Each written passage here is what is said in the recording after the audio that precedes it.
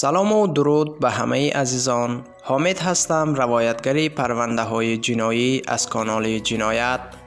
امشب هم بابت پرونده دیگری از دختری 14 ساله‌ای که با همدستی یک پسر افغان مورد علاقه‌اش 4 عضو خانواده خود را به قتل رسانیده بود، با حضور در محل حادثه صحنه جنایت هولناک خود را بازسازی کرد.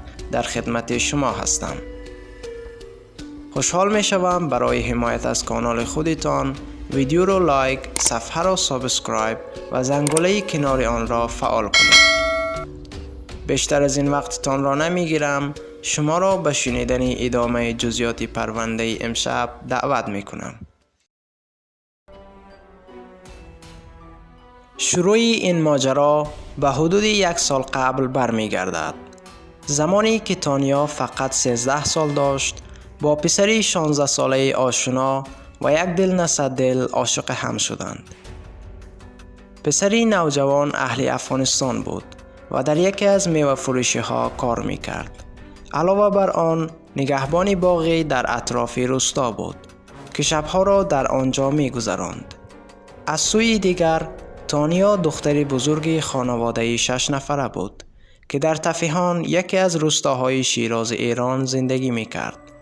پدر و مادرش در یک شرکت بسته‌بندی میوه مشغول به کار بودند و او یک خواهر 2 قلو به نام تارا، برادری 8 ساله به نام متین و یک برادر 3 ساله که وابستگی زیادی به او داشت.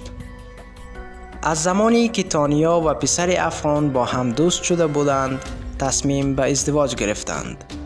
1 سال از آشنایی آنها می گذشت که با هم متحد شدند تا تصمیمشان را عملی کند.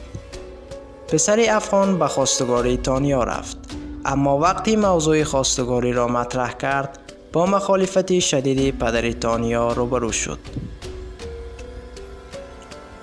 پدری 39 ساله می گفت که دخترش هنوز به سن ازدواج نرسیده و از طرفی او قصد ندارد تن به ازدواج دخترش با یک تبعه خارجی بدهد. حتی اصرارهای تانیا برای تغییر تصمیم پدر هم نتیجه‌ای نداشت و همین باعث شد که دختر و پسر نوجوان نقشه هولناکی بکشند. شب حادثه حدود ساعت 10 شب بود که طبق هماهنگی که قبلا تانیا و پسر افغان انجام داده بودند، پسر افغان بار دیگر راهی خانه پدر تانیا شد. یکی از آشنایان این خانواده می گوید آن شب پسر نوجوان آمده بود که بار دیگر از تانیا خواستگاری کند، اما وقتی باز هم جواب رد شنید بین او و پدر دختر بحث و جدال شد. پسر نوجوان ناگهان با چاقو به پدر تانیا حمله کرد و چند ضربه به او زد. سپس با گلدان به سر مادر تانیا کوبید و به خواهر 2 قلوی تانیا هم حمله کرد. این در حالی بود که متین برادر تانیا با دیدن این صحنه از ترس به حمام گریخته و در آنجا مخفی شده بود. پسر افغان پس از آن به همراه تانیا تصمیم به آتش زدن خانه می گیرند. آنها از قبل برای این کار نفت تهیه کرده بودند. تانیا که به برادر 3 سالش علاقه زیادی داشت، دست او را می گیرد و از خانه بیرون می برد.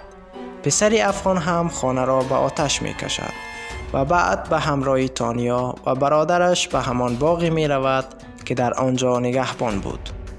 همسایه ها وقتی از آتش گرفتن خانه با خبر شدند، پلیس و آتش نشانی را خبر کردند و برای خاموش کردن آتش دست به کار شدند. اما آتش زمانی خاموش شد که کار از کار گذشته بود و پدر، مادر، خواهر 2 قلو و برادر 8 ساله تانیا جانشان را از دست داده بودند. ماموران پلیس در همان تحقیقات اولیه وقتی از عمدی بودن آتش سوزی مطمئن شدند، تحقیقات برای یافتن تانیا و پسر افغان را شروع کردند و در نهایت 2 روز بعد آنها را که در باغ مخفی شده بودند دستگیر کردند. با دستگیری متهمان هر دوی آنها اواخر هفته گذشته به محل جنایت منتقل شدند و در آنجا نزد بازپرس جنایی و کارآگاهان آگاهی توضیح دادند که چطور نقشه شوم خود را اجرا کرده و جان 4 نفر را گرفتند. بر اساس این گزارش رسیدگی به این پرونده همچنان در مرجع قضایی و اداره آگاهی ادامه دارد. این بود داستان جنایی امشب. تا شب‌های بعدی الله نگهدار.